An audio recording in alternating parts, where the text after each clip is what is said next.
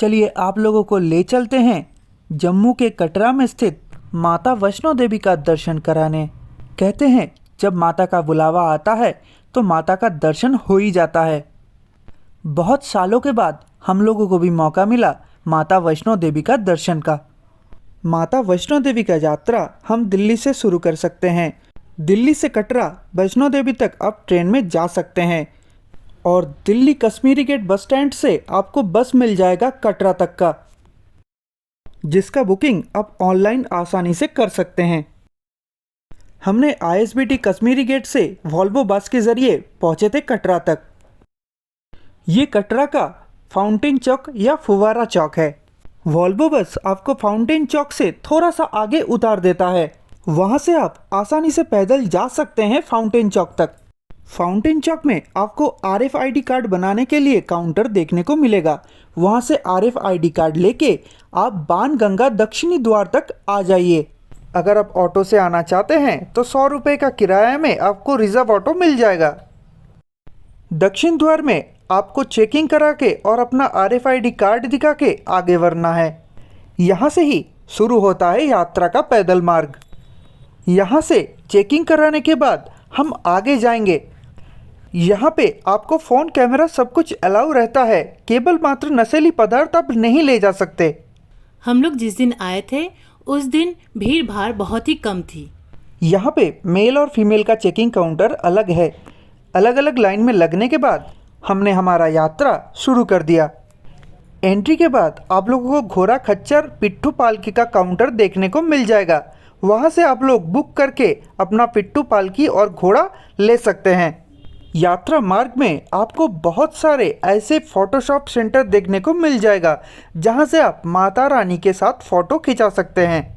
हम दोनों यहाँ से पूरा यात्रा पैदल करने वाले हैं, तो हम लाठी के सहारे चलने लगे माता रानी के दर्शन के लिए। हम पुराने मार्ग से जाने वाले हैं।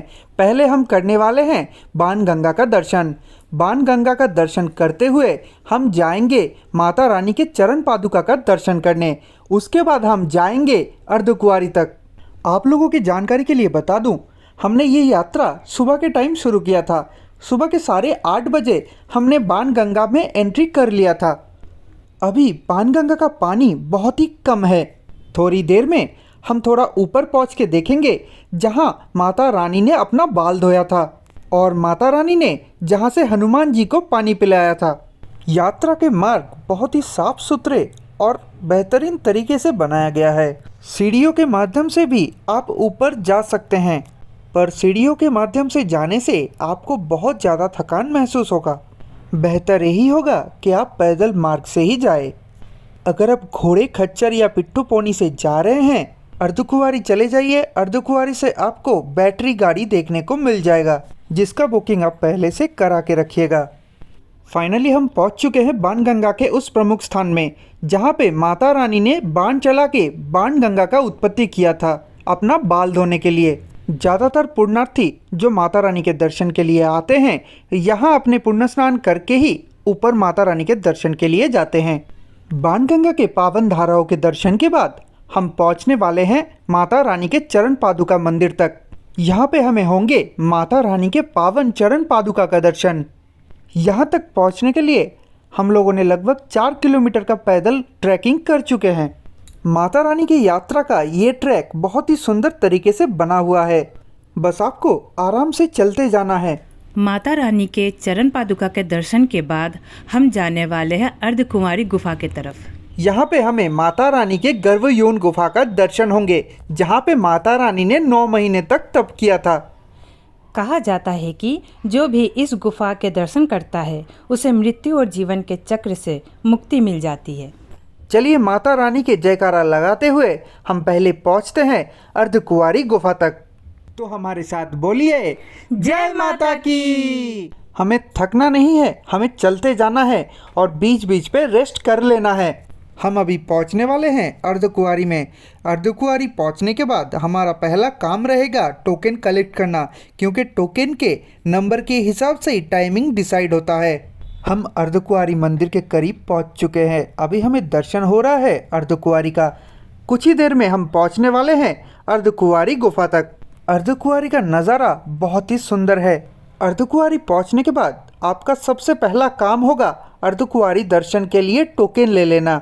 हमें टोकन में जो नंबर मिला उस नंबर के बिहाफ पे हमारा दर्शन होने वाला था रात के 10 बजे और उस समय टाइमिंग था दोपहर के 12 बजे। तो 12 बजे से 10 बजे का ये टाइम हमने वेस्ट नहीं किया। हम चले गए माता रानी के भवन के ओर। यहाँ से भवन तक हमें लगभग 8 किलोमीटर का चढ़ाई करना है। उसके बाद माता रानी के दर्शन करेंगे और दर्शन के बाद हम जाएंगे भैरव घाटी। यहाँ पे टोकन लेने के बाद हमें वेटिंग मिला 12 घंटे का। तब तक हम चल दिए माता रानी के भवन के तरफ। दर्शन के बाद हम पहुँच जाएंगे दोबारा अर्धकुंवारी गुफा में। नीचे से भैरव घाटी तक लगभग 14 किलोमीटर का जर्नी हमें करना पड़ा। अगर अब नया मार्ग से आते हैं तो 2-3 किलोमीटर एक्स्ट्रा पड़ता है। इस 7 किलोमीटर में आपको खाने पीने के लिए भवन की तरफ से सुविधाएं उपलब्ध कराया गया है। सटीक शुल्क में भवन के द्वारा स्थापित कैंटीन में आप अपना भोजन कर सकते हैं। हम अभी लगभग भवन के सामने आ चुके हैं। लगभग 3 बजने वाले हैं। भवन पहुंचने से पहले हमें लॉकर रूम में अपना बैग, मोबाइल, पर्स और जूता चप्पल जमा करा देना है। अर्धकुंवारी से आपको बैटरी कार का सुविधा भी मिलता है। इसके लिए आपको ऑनलाइन बुकिंग करा के रखना है पहले से ही। अगर आप भवन से भैरव घाटी रोपवे से जाना चाहते हैं तो ऑनलाइन टिकट लेके रखिए पहले से, नहीं तो 4 बजे के अंदर आपको जाके रोपवे का टिकट करा लेना है। वहाँ पे टिकट बुकिंग में भी आपको आधा 1 घंटे का समय लग जाएगा। अभी हम जाने वाले हैं माता रानी के दर्शन के लिए। माता रानी के गुफा में जाके माता रानी के पावन दर्शन के बाद हम वापस आ चुके हैं। भैरव बाबा दर्शन के लिए जो रुपये के टिकट आपको लेना है वो दुर्गा भवन से मिल जाएगा, पर टिकट ना मिलने के कारण हमने अपना यात्रा पैदल ही किए थे। लगभग 2 किलोमीटर हमें खरा चढ़ाई करना पड़ा था भैरव बाबा दर्शन के लिए। फिर हमें उतर के आना था अर्धकुंवारी तक और अर्धकुंवारी में हमारा दर्शन का पर्ची पहले से ही कटा हुआ था। भैरव बाबा दर्शन कंप्लीट करके हम लोग अर्धकुंवारी रात के 9 बजे तक पहुंच चुके थे। अर्धकुंवारी गुफा का दर्शन हमें मिला था रात के 1 बजे।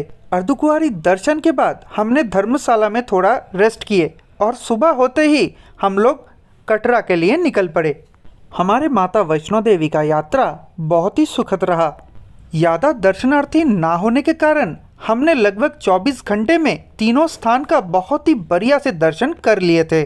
जय माता की।